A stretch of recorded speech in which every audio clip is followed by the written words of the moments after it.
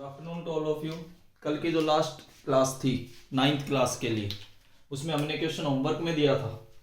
ठीक है, बहुत से बच्चों ने मेरे पास रिप्लाई किया सही आंसर के साथ, इनफाइनाइट मैनी सॉल्यूशंस। उसी क्वेश्चन को अब मैं डिस्कस करता हूं, इसके बाद कुछ और हम वर्ड प्रॉब्लम्स आगे डिस्कस करेंगे।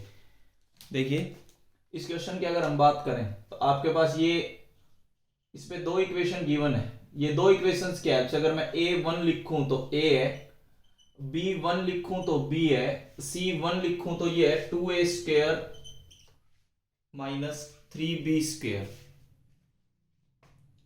अगर हम a2 की बात करें तो 1 है, b2 की बात करें तो 2 है, और c2 की बात करें तो 2a माइनस 6b है।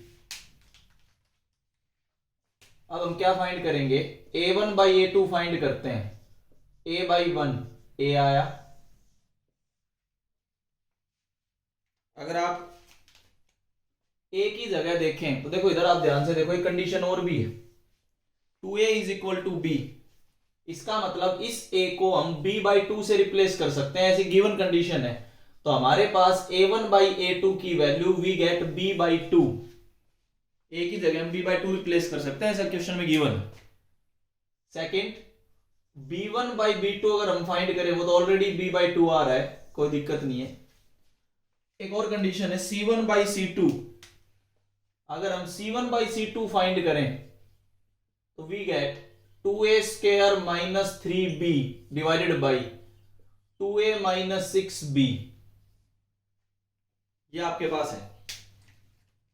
इसका मतलब अब देखो, इसको कैसे मैच कर सकते हैं? जो हमारे पास b नजर आ रहा है, b की जगह 2a रख सकते हैं।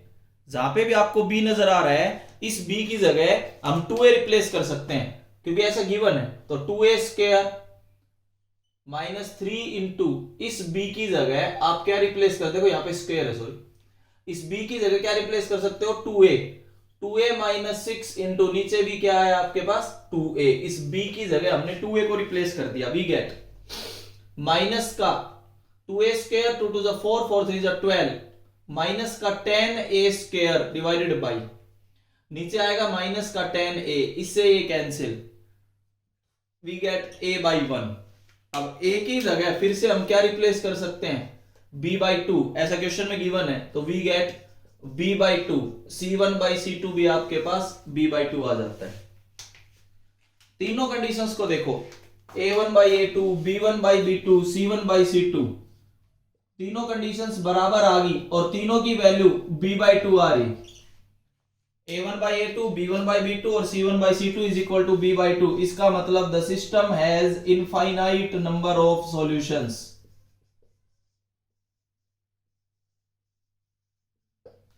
सिस्टम के पास इनफाइनाइट नंबर ऑफ सॉल्यूशंस हैं, ये आपके पास आंसर है। The system has infinite number of solutions, आपके पास इनफाइनाइट नंबर ऑफ सॉल्यूशंस हैं। ये समझ आ गया? जिस बच्चे का ये क्लियर है, जिसको ये आता था, जिसने सही किया था, रेज योर हैंड।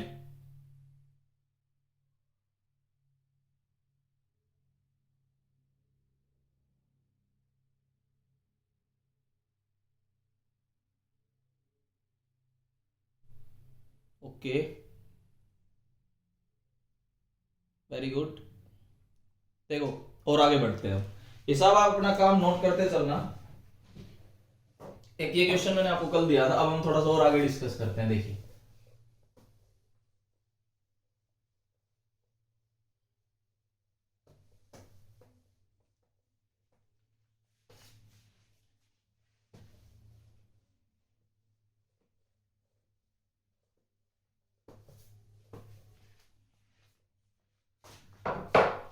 आगे हम बढ़े। नेक्स्ट मैं क्वेश्चन लिखता हूं, ध्यान से समझना, ध्यान से। ये आपने बिल्कुल वर्ड प्रॉब्लम्स हम ज्यादा फोकस कर रहे हैं फिलहाल। देखिए, अगला क्वेश्चन ऐसा कुछ है, two candles of equal length, two candles of equal length start burning, two candles of equal length start burning at same instant. Two candles of equal length start burning at same instant, इसके बाद one of the candles burn in 5 hours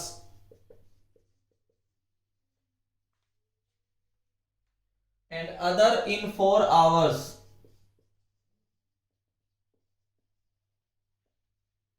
One of the candles burns in 5 hours and other in 4 hours. By the time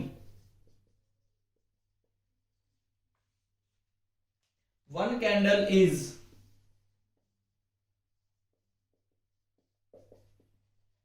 2 times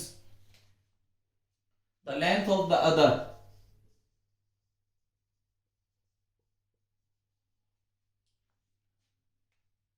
by the time one candle is 2 times the length of the other, ये condition दी गई। अभी इसको समझाएंगे। The candles have already burnt for, पहला option 2 all 1/2 hours, second option 3 all 1/2 hours, third option 3 all 1/9 hours, fourth option 3 all 1/3 hours।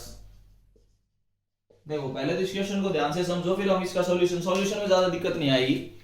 आप question को ध्यान से समझिए। पहले 2 candles of equal length start burning at the same instant, आपने same length की candle ली, ठीक है, और उनको बर्न करना शुरू किया एक ही टाइम पे। One of the candles burn in 5 hours, एक कैंडल 5 घंटे में पूरी जल जाती है, दूसरी कैंडल 4 घंटे में पूरी जलती है। One of the candles burn in 5 hours and other in 4 hours, एक कैंडल कंप्लीट आपकी 5 hours में बर्न होती है, दूसरी कैंडल आपकी 4 hours में बर्न होती है, ठीक है। बाय द टाइम, किसी एक टाइम पे एक कैंडल जो है वो लेंथ में दूसरी से डबल है, किसी एक टाइम पे एक कैंडल लेंथ में दूसरी से डबल बच जाती है, ठीक है। The candles have already burned for, ये बताना है कि कितने टाइम तक वो जल चुकी हैं candles. The candles have already burned for, मतलब ऐसी कंडीशन आने में कितना टाइम लगेगा कि रिमेनिंग जो लेंथ है वो एक कैंडल की दूसरी वाली कैंडल से डबल रहे। ये क्वेश्चन सभी ने, मैं उम्मीद करता हूं, नोट कर लिया होगा। अब देखो मैं इसको समझाने की कोशिश करता हूं डायग्राम की हेल्प से, और इसका सॉल्यूशन देखो। सॉल्यूशन में कोई दिक्कत नहीं है, लीनियर इक्वेशन इन 2 वेरिएबल्स बनाएंगे, उसको सोल्व करेंगे, ठीक है। मेन दिक्कत क्या है, आपको क्वेश्चन समझने में दिक्कत आती है। देखो मैं 2 कैंडल बना के चलता हूं। पहली कैंडल आप ये मान के चलो, अगर दोनों की लेंथ सेम है और दोनों अलग अलग टाइम में बर्न्ट होती हैं, तो इसका मतलब दोनों के डायमीटर में फर्क है। एक का डायमीटर ज्यादा रहेगा, एक का डायमीटर कम रहेगा। ये कैंडल हमने पहली कैंडल बनाई,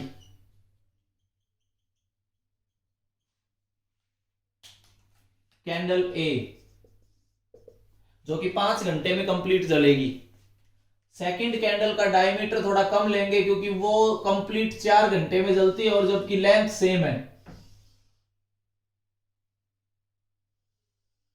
डायमीटर आपने अलग लेना है।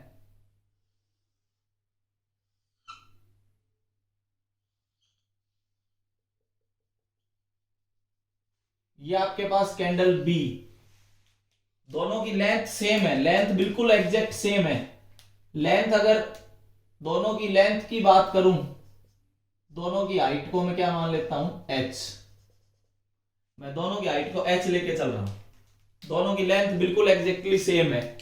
अब ए जो कैंडल है वो 5 hours लेती है कंप्लीट बर्न होने में, बी जो कैंडल है वो 4 hours लेती है कंप्लीट बर्न होने में। कि अगर कंप्लीट में जलने दूं इसको तो 5 घंटे में ये कैंडल खत्म होगी, कंप्लीट इसको जलने दूं तो 4 घंटे में ये कैंडल खत्म होगी। देखिए अब वो ये कहते हैं किसी एक टाइम पे, किसी एक पर्टिकुलर टाइम पे, एट टाइम टी या आफ्टर टाइम टी, मतलब बर्निंग के स्टार्ट जब हुई उसके टी टाइम के बाद, ठीक है, दोनों की लेंथ में फर्क आएगा, ये कम जली होगी तो ये ज्यादा जल चुकी होगी।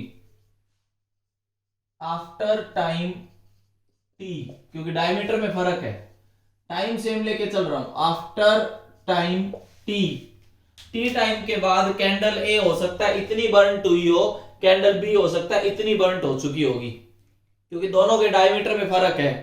ये इतनी बर्न्ट होगी तो हो सकता है ये इतनी ज्यादा बर्न्ट हो चुकी होगी, क्योंकि दोनों में देखो फर्क देखो आप, ये 5 घंटे में खत्म हो जाती है कंप्लीट कैंडल, ये 4 घंटे में कंप्लीट कैंडल खत्म होती है।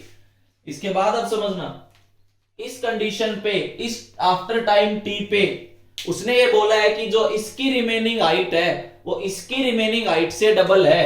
मतलब इसकी रिमेनिंग हाइट अगर मान लो मैं h1 लेता हूं और इसकी रिमेनिंग हाइट में h2 लेता हूं, तो according to given condition h1 is twice of h2। ऐसा क्वेश्चन में बोला है कि एट द टाइम, जो आपने क्वेश्चन अभी नोट किया होगा उसमें देखो एट द टाइम, एक ऐसे इंस्टेंट पे, मतलब एक ऐसे इंस्टेंट भी आएगा बीच में बर्निंग में कि इसकी रिमेनिंग हाइट इसकी रिमेनिंग हाइट से डबल बच रही होगी। उसी टाइम को मैंने टी मान लिया कि आफ्टर टाइम टी इसकी रिमेनिंग हाइट h1 है, इसकी रिमेनिंग हाइट h2 है, तो h1 is twice of h2। इसके बाद देखिए अब हम क्या करेंगे, अब हम कैंडल ए के बारे में बात करते हैं। ये सारा डायग्राम मैंने आपको समझा दिया। अब हम कैंडल ए के बारे में बात करेंगे। कैंडल ए में टाइम के हिसाब से अगर आप बात करो तो 5 घंटे में कितनी हाइट बर्न होती है, h। हाइट बर्न्ट इन 5 आवर्स, कंप्लीट हाइट बर्न हो जाती है 5 घंटे में, ऐसा उसने बोला है क्वेश्चन में। इसका मतलब height burnt in 1 hour h/5, height burnt in t hours ht/5। 5 घंटे में कंप्लीट बर्न होती है तो मतलब h बर्न होती है, h हाइट। अगर 1 घंटे की बात करें तो h/5, t घंटे की बात करें तो ht/5। इसके बाद अब समझना, ध्यान से समझते चलो, अगर 1-2 क्वेश्चंस भी डिस्कस होते हैं लेकिन कंसेप्ट बहुत अच्छे रहते हैं। इसके बाद देखिए रिमेनिंग हाइट अब हम फाइंड करेंगे यहां से कि टी टाइम के बाद रिमेनिंग हाइट कितनी बचती है, जिसको आपने डायग्राम में h1 दिखाया है। h1 is equal to h minus ht/5। ht/5 तो एक्चुअल में ये है जो बर्न्ट हो चुकी है, ये आई ht/5, तो कि टी घंटे में, टी आवर्स में, टी टाइम में ये खत्म हो चुका इतना पार्ट ht/5, तो रिमेनिंग कितना बचा, h minus ht/5। Second candle की बात करते हैं, कैंडल बी। कैंडल बी के बारे में अगर आप बात करेंगे, height burnt in 4 hours h, 4 घंटे में हाइट बर्न, टोटल हाइट होगी h। Height burn in 1 hour h/4, height burn in t hours ht/4। t घंटे में इतनी हाइट जल चुकी होगी, ये जो हाइट है ये खत्म हो जाएगी इतनी, और ये कितनी किसके इक्वल है, ht/4। t टाइम के बाद ये हाइट खत्म, इसमें t टाइम के बाद ये हाइट खत्म, ये ht/5, ये ht/4। अब हम रिमेनिंग हाइट की बात करेंगे कैंडल बी के लिए। अगर आप रिमेनिंग हाइट की बात करें तो h2, h minus ht/4, h minus ht/4 इसकी रिमेनिंग हाइट है। ये पहले कैंडल की रिमेनिंग हाइट थी h1, ये दूसरे कैंडल की रिमेनिंग हाइट है h2। According to given condition, given condition में ये बोला गया है h1 is equal to twice of h2। किसी एक टाइम पे जो रिमेनिंग हाइट बचती है वो पहले कैंडल की दूसरी कैंडल से डबल है, तो वो टाइम बताना है कि वो क्या टाइम है। h1 की जगह हमने ये रखा h minus ht/5 is equal to twice of h minus ht/4। h का रोल खत्म, कॉमन लेके आप कैंसिल कर दोगे, सारे h खत्म हो जाएंगे। h का इतना ही रोल था, हमें t फाइंड करना था, 1 minus t by 5 is equal to 2 minus t by 2, 2 को अंदर मल्टीप्लाई कर दिया, इसको इधर ला रहा हूं, t by 2 minus t by 5 is equal to 2 minus 1। अगर मैं एलसीएम लू 10, इसको सोल्व करूं तो we get 3t by 10 is equal to 1, we get t is equal to 10 by 3 is the answer. 10/3 घंटे के बाद वो कंडीशन आएगी, 10/3 घंटे के बाद वो कंडीशन आएगी कि पहले वाली कैंडल की रिमेनिंग हाइट दूसरे वाले कैंडल की रिमेनिंग हाइट की डबल रहेगी। आप ऑप्शन में देखोगे तो आपको ये ऑप्शन नजर आ रहा होगा 3 ऑल 1/3 आवर्स, यही आपके पास 10/3 आवर्स आता है। मैंने बहुत ही स्लो स्पीड में बहुत ही तरीके से समझाने की कोशिश की है विद डायग्राम। अब एक बार मैं पूछना चाहूंगा, जो बच्चे लाइव क्लास में मेरे साथ जुड़े हुए हैं, क्या 9th क्लास के उन बच्चों को ये कंसेप्ट समझ आया? और जिस जिसको आया प्लीज रेज योर हैंड।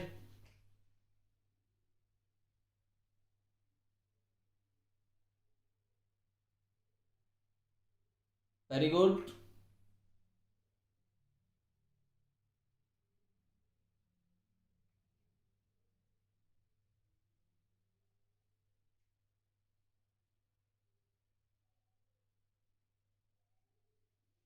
चलो, ये कंसेप्ट मैंने समझाने की कोशिश की कैंडल के रिगार्डिंग, कि कैंडल के रिगार्डिंग कैसे आप कर सकते हैं। आगे देखिए, आगे हम लोग बढ़ते हैं।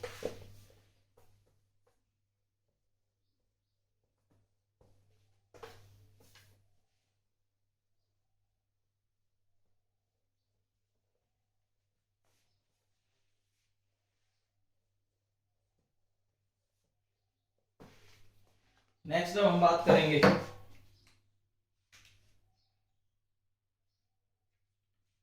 अगला क्वेश्चन लिख रहा हूं, the sum of present ages of father and his sun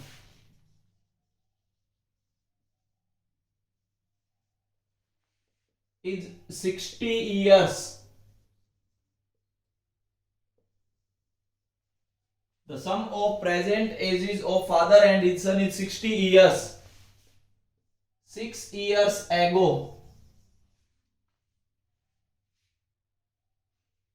father's age was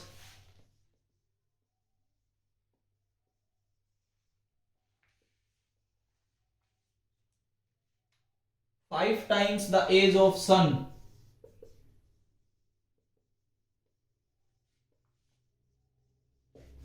Father's age was 5 times the age of son.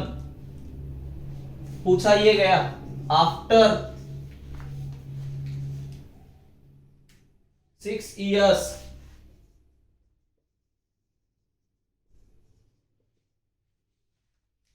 the son's age will be, पहला option 20 years, second option 14 years, third option 12 years, D option 18 years। अभी सभी बच्चों को board पे question नजर आ रहा है? Raise your hand.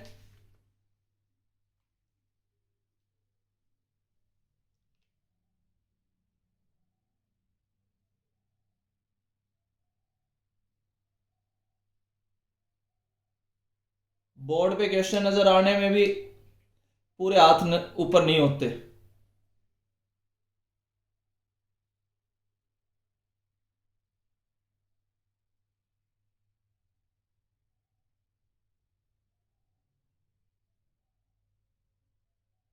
चलो, जो भी पढ़ाई को सीरियस है लेके वो अपना काम कर रहे हैं, इधर ध्यान दीजिए। The sum of present ages of father and his son is 60 years. 6 years ago, the father age was 5 times the age of son. After 6 years, son age will be, ये पूछा गया है, मैंने बोल भी दिया 2 बार question. Let the present age of father is x years, the present age of son is y years, present age of father is x years, present age of son is y years. देखिए, the sum of present ages according to question, अगर मैं पहले condition की बात करूं तो x plus y is equal to 60, equation number 1, x plus y की value 60 given है, the sum of the present ages of father and his son is 60 years. इसके बाद बोलता है 6 इयर्स एगो, 6 साल के बाद, आफ्टर 6 इयर्स, 6 साल के बाद, the father age was 5 times 6 years ago, sorry, before 6 years, 6 साल पहले, 6 years ago, before 6 years, the father's age was 5 times the age of son।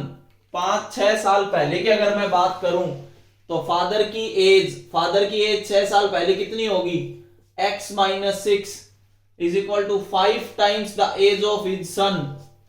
ये कंडीशन आएगी। 6 साल पहले की अगर आप बात करें तो फादर की एज x माइनस 6 है, बेटे की एज y माइनस 6 है, दोनों पे कंडीशन ये गिवन है।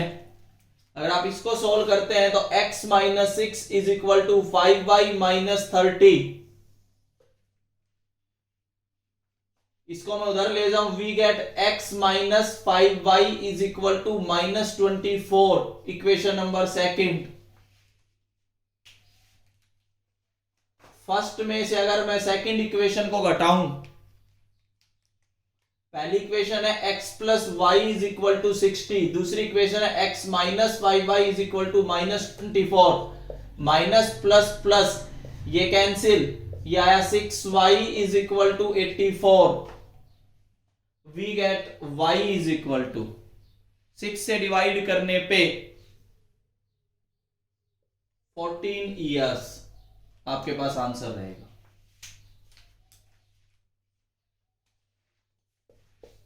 B option.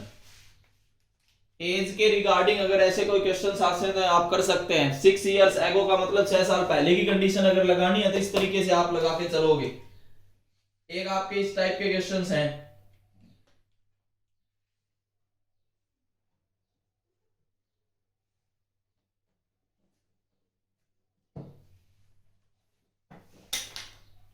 नोट कर लेना भैया।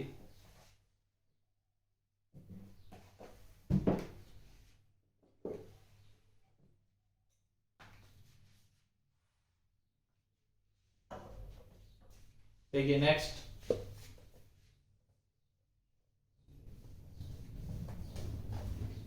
ये मैंने प्रेजेंट एज फादर के रिगार्डिंग ऐसे कोई क्वेश्चंस आ जाते हैं तो आप कर सकते हैं।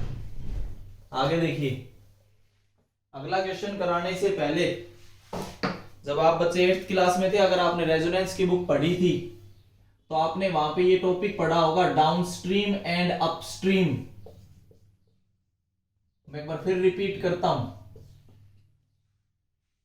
Downstream and upstream. अगर आप डाउनस्ट्रीम और अपस्ट्रीम को रिपीट करते हो तो देखो उसमें आपने दो चीजें पढ़ी थी। एक तो speed of boat in still water, उसको मैं x लेके चलता हूं, x is the speed of boat in still water. ठहरे हुए पानी में बोट की speed x kilometre per hour है, अगर x किलोमीटर पर आवर में इसकी यूनिट लेके चलता हूं, वो तो आप कुछ भी ले सकते हैं। अगर आपने स्टिल वाटर मतलब ठहरे हुए रुके हुए पानी में, उसमें स्ट्रीम्स नहीं है, लहर नहीं है, अगर रुके हुए ठहरे हुए पानी में आपने स्पीड ऑफ द बोट को x लिया और कंसेप्ट को ध्यान से समझते चलना, y is equal to y kilometre per hour, the speed of stream की speed y kilometre per hour है, x kilometre per hour speed of boat in still water, y kilometre per hour speed of stream. अब हम क्या करेंगे, दो case पढ़ते हैं, down stream, एक आप पढ़ते हैं अपस्ट्रीम।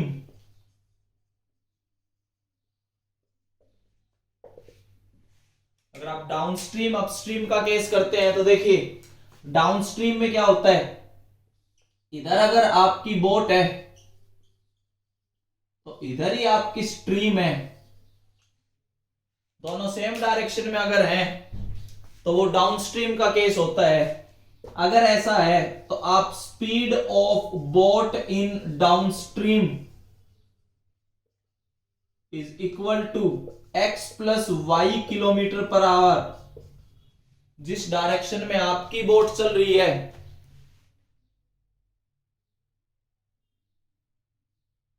जिस डायरेक्शन में आपकी बोट चल रही है अगर उसी डायरेक्शन में स्ट्रीम है तो speed of boat in downstream is x plus y kilometre per hour. Upstream में क्या होगा, इधर बोट है और इधर स्ट्रीम है। अगर इधर बोट है और इधर स्ट्रीम है तो speed of boat in upstream is equal to x minus y kilometre per hour. The speed of boat in upstream is x minus y kilometre per hour, the speed of boat in downstream is x plus y kilometre per hour. ये upstream और downstream के case आपने 8th class में भी पढ़े थे, ठीक है। इसके रिगार्डिंग देखिए क्वेश्चंस कैसे आते हैं।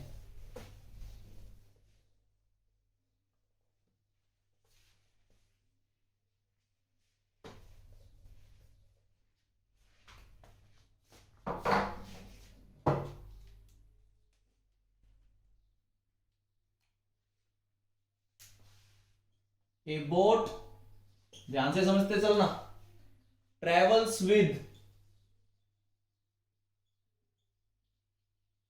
Speed of 15 kilometre per our in still water.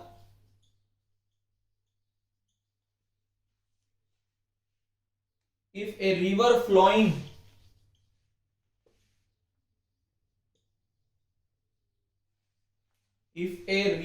flowing at 5 kilometer per hour, the boat travels some distance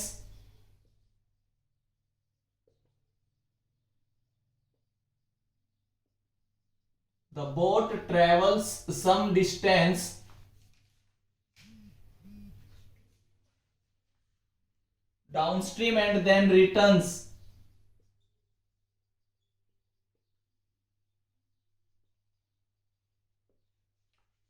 पूछा क्या है, find the ratio of the average speed, find the ratio of average speed to the speed in still water to the speed in still water. इसके अगर हम 4 options की बात करें, पहला ऑप्शन 8:3, दूसरा ऑप्शन 3:8, तीसरा ऑप्शन 8:9 एंड चौथा ऑप्शन 9:8।